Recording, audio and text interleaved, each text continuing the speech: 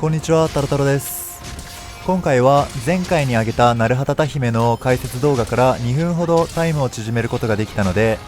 改めて今どういう風に考えて立ち回っているのかについて動画にまとめようと思います。前回の動画では自分のプレイ動画を見ながらそれに解説を入れていっただけだったんですが、今回の動画では各モーションをピックアップしてそれぞれのモーションに対してどういう風に考えているかを話していこうと思ってます。今回の動画の構成は前半に各モーションに対して自分の考えていることを話し、後半では自分が4分24秒で討伐した時の動画を見ながらどういうことを考えて動いているかについて話していこうと思っています。それではどうぞ。まず最初にお腹を出すチャンスタイムの条件について話します。弱点のお腹が露出するためかなり積極的に狙っていきたいです。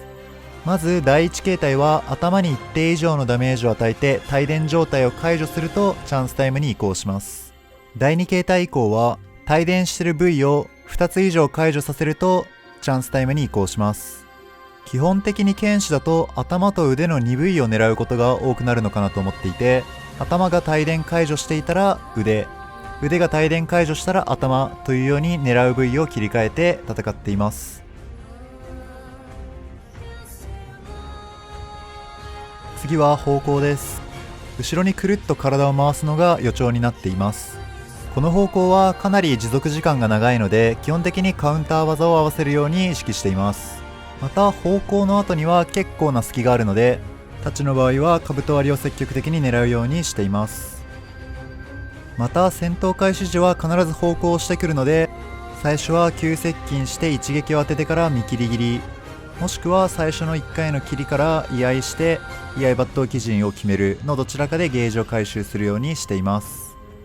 できれば居合を狙いたいんですが、相手の初期位置と気づく速度によっては居合が間に合わない時もあるので、最初はアドリブでどっちかにしています。次は尻尾ビームです。顔をプルプルと震わせて尻尾から5本のビームを出してきます。第1形態では1ウェーブしか来ないんですが、第2形態以上は2ウェーブほどこの尻尾ビームをやってきます。第1ウェーブでは1段階しかないので積極的に居合抜刀基準を狙って当てていっていますが、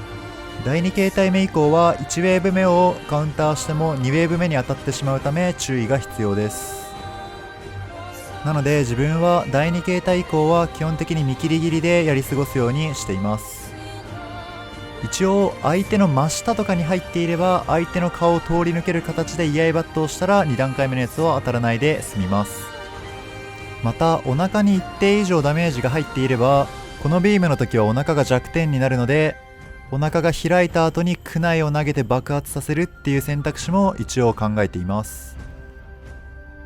次に上から小さい雷を飛ばしてくる攻撃です。見切りや居合抜刀基準も試してみたんですが安定しなかったので通常攻撃でやり過ごすようにしています。さらに第2形態以降では腕からリングも飛ばしてきてかなり性格の悪さを感じます。次は尻尾叩きつけです。こんな感じに上に浮かび上がった後に尻尾をくるんと回転させて叩きつけてきます。この尻尾を叩きつけた後にお腹の少し前らへんから岩が出てくるので、カウンターしてそこの位置に行くようにして上に上がってからお腹を殴るようにしています。もしお腹にある一定以上のダメージが入っていたら、どちらにしろ一撃与えたらお腹が爆発するので下からくないもありかと思います。次は雷の玉をリングとともに吐き出してくる攻撃です。この攻撃をした後に本体が少し後ろにノックバックして下がっていくので、追いかけるような形で居合抜刀基準をした後に納刀、そしてそのまま前方向に居合抜刀とかで相手に攻撃をするようにしています。次は突進です。このように噛みつくように突進してくるパターンや、体を回転させてリングを出しながら突進してくるパターンがあります。どちらにせよカウンター技でさばくようにしています。また居合抜刀に関しては前方向に居合抜刀するか後ろ向いて居合抜刀するか悩んでたんですが、どちらかといえば正面を向いて居合抜刀した方が結構ダメージが入りやすいのかなと思って、最終的には前を向いて居合抜刀するようにしています。次は土下座です。土下座の体勢になった後に頭の上にリングを3つ出してきます。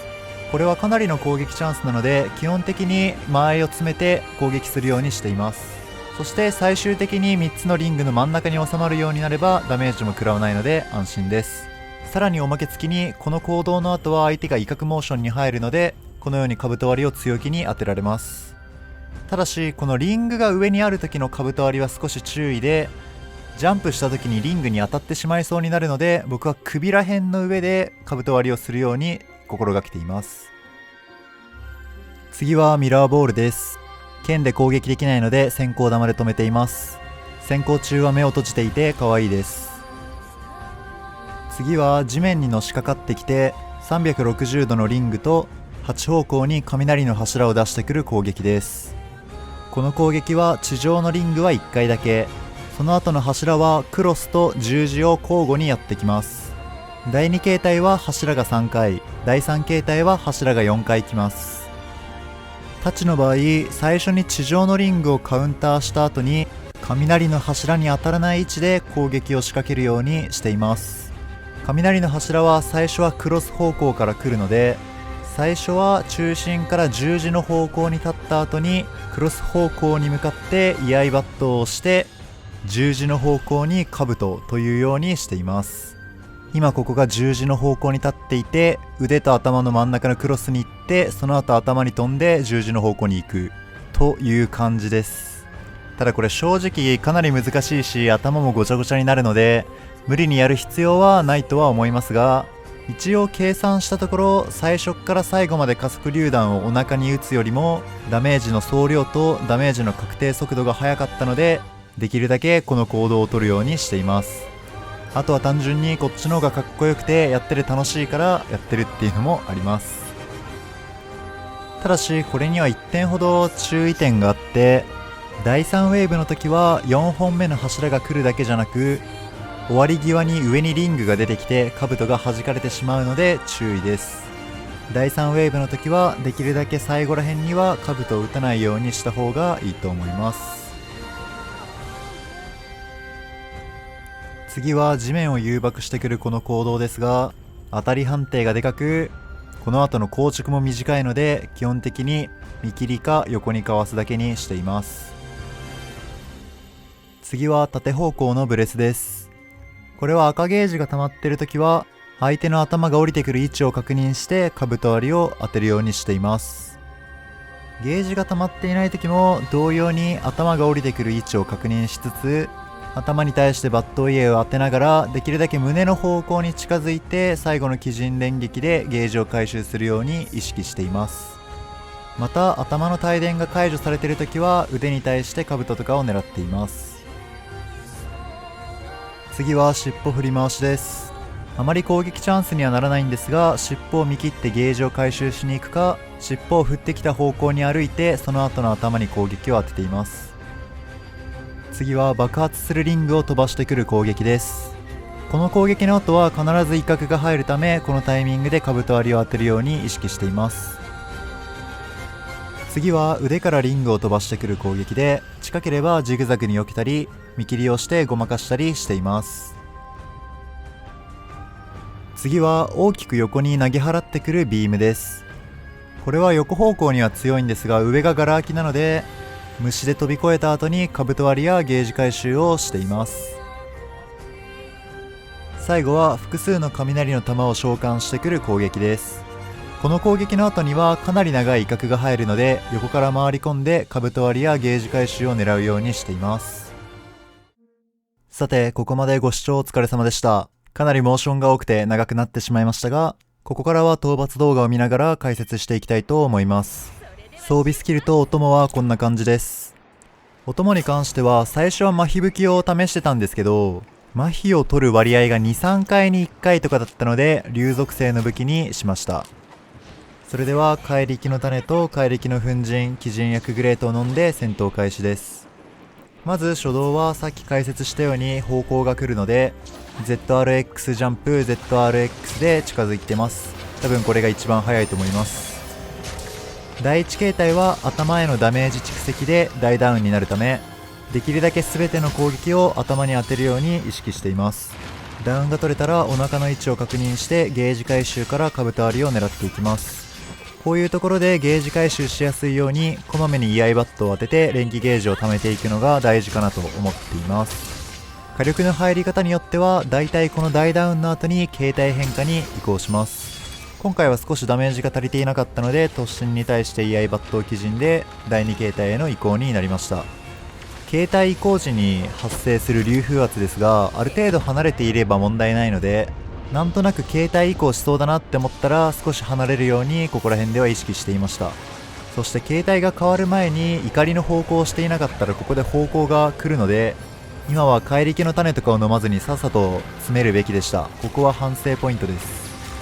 さあ、そしてミラーボールで回ろうとしていたので、ここは速やかに先行玉で止めます。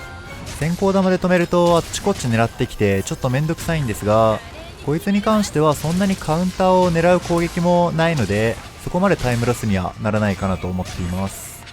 そして今の土下座のような頭も腕も攻撃できるっていう時は、できるだけ自分は最初頭から攻撃するようにしています。理由は、腕はこういうちょっと腕を下げてる時に攻撃できるんですけど、頭は結構届かない場面が多いからです。ということで頭の破壊と腕の破壊が入って大ダウンを取ることができました。ここで本当はもう一回兜割りを打ちたかったんですけど、かけり虫ゲージが足りてないので、この終わり際に頭の方向を狙っていくことで起き上がりの腕を狙うように兜割りを当てています。これに関しては慣れだと思うんですが、チャンスタイムの時にどこまで兜を狙うかっていうのがなんとなく肌感で分かってくると、無駄な兜を減らしてよりタイムが縮まるのかなと思います。というところで第2形態の変化に入ったので、流風圧の当たらないところまで下がってすぐさま激流層を打ち、この岩のちょっと剥がれているところの下ら辺で研いで大砲を待ちます。ソロの場合激流層が当たってなかったら大砲は7発でダウンまで持っていけるんですが、ダウンしてすぐにお腹に向かって殴るよりもそのまま大砲を撃っていた方がダメージが入ると思っているので、この土台がぐらつくまではずっと大砲を撃っています。そしてぐらついたらすぐに空中で ZRX でスピード速く近づいてゲージを回収しています。この場面でも兜までは間に合わないなと思ってゲージ回収に切り替えました。そしてここでのしかかりの予兆が見えたので、十字の位置から居合バットでクロスの位置に行き、そこから兜割りで十字の方向で頭に当てています。今回はここでひるまなかったので、そのまま後ろに歩いてお腹にクナイを投げて1000ダメージの爆発を入れました。クナイ1本で1000ダメージ入れられるのかなりお得すぎるので、できれば1試合に1回くらいは狙っていきたいなと思ってやっています。さて、さっきの一連の流れで頭も腕もどっちも壊れてなかったので、ここでとりあえず頭を破壊しに狙っています。そしてまた土下座の予兆が見えたので、中央に立ってから頭に対して居合バット、これで頭が壊れて次は腕だって思ってたんですけど、どうやら居合バットの斬撃が腕に当たったのか、お供の攻撃かで腕が破壊されました。なんか居合バットの斬撃どこであるのかちょっとコントロールしきれない時があるんですよね。そしてここは相手が弱ってるのもあり、ゲージ回収もできていたので強気に兜を当てています。もうかなり相手の体力がミリだなと確信しているので、ここら辺はもうかなりもう細かい攻撃でもいいからめっちゃ当てようと焦って攻撃していて、ここで居合バットの一撃目でフィニッシュということで、これで4分24秒でクリアすることができました。次は3分台を狙っていきたいんですが、一旦区切りがいいのでここで動画にまとめました。これからも今回のように納得するまで枯れたら解説系の動画を作っていきたいと思うんですが、できればフィードバックを受けて改善していきたいなと思うので、チャンネル登録やどちらかの評価ボタン、もしくはコメントで直接フィードバックをいただけたら嬉しいです。それでは最後まで見ていただいてありがとうございました。ご視聴お疲れ様です。では。